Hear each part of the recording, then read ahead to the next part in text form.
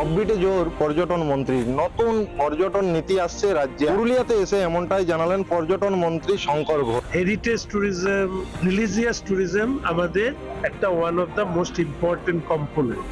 ঐতিহাসিক বিষয়গুলো যেগুলো ধর্মীয়ভাবে সম্পৃক্ত সেগুলোকে যুক্ত করা হবে। আমরা চাইছি যে একা সরকার নয়, সরকারের সাথে প্রাইভেট প্লেয়ার্সরা তাদেরকে যুক্ত করে ট্যুরিজমটাকে বিকশিত করা। এদিন পুরুলিয়াতে এসে তিনি পুরুলিয়ার বিভিন্ন পর্যটন ক্ষেত্রের সাথে যুক্ত ব্যবসায়ীদের সাথে আলোচনা করেন, পরামর্শ নেন এবং কিভাবে এই পর্যটন নীতি নিয়ে আসা হবে এবং পরবর্তীতে এই পর্যটন শিল্পকে আরো কিভাবে সুদৃঢ় করা যাবে তা নিয়ে তিনি কিন্তু বিশেষভাবে আলোচনা করেন তাদের সাথে। রাজ্যের একটা মেইন হেল্পলাইন হবে, সেটা আবার এই জেলাগুলোর সাথে কানেক্টেড থাকবে। অর্থাৎ রাজ্যে যদি রেজিস্টার্ড হয় সেটা যেই জেলায় সেই জেলায় পৌঁছে যাবে।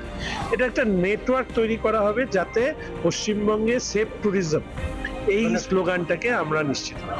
পর্যটনের ক্ষেত্রে যুক্ত ব্যবসায়ীরা যেমন হোটেল ব্যবসায়ী, রেস্টুরেন্ট ব্যবসায়ী সহ অন্যান্য যারা ব্যবসায়ী রয়েছেন তারাও কিন্তু তাদের একাধিক দাবি তুলে ধরেন পর্যটন মন্ত্রীর কাছে। রাস্তা থেকে শুরু করে রেলপথ, এমনকি অযোধ্যা হিলে রোপওয়ে নির্মাণের কথাও বিশেষভাবে আলোচিত হয়েছে বারবার, অথচ সেই রোপওয়ে চালু করতে কোনো উদ্যোগই নেয়নি বিগত সরকার। পুরুলিয়াতেও যাতে অযোধ্যা পাহাড়ের উপরে যাতে একটা মার্কেট করা যায় সরকারি উদ্যোগে, তার ফলে আমাদের পুরুলিয়ার যে হেরিটেজ, পুরুলিয়ার যে ছৌ থেকে আমাদের যে বিভিন্ন হস্তশিল্পগুলো সেখানে প্রদর্শনের মধ্যে দিয়ে বিক্রিও করা যাবে, তাতে অনেক ক্রেতারাও উপকৃত হবে, তার সাথে সাথে যারা বিক্রি করছেন তারাও একটা ব্যবসায়ের একটা শ্রীবৃদ্ধি ঘটবে। এবার সরকার বদলেছে জমানা, পর্যটন নিয়ে নতুন চিন্তা ভাবনা শুরু হয়েছে এখন এই সরকারের অন্দরে। আর সেই সময়ই কিন্তু পুরুলিয়ার ব্যবসায়ীরা পর্যটন মন্ত্রীর পুরুলিয়া সফর ঘিরে দেখছে নতুন আশা। আর এই নতুন আশাতে তারা যে দিগন্ত বিস্তৃত করতে পারবে এই পর্যটন শিল্পে,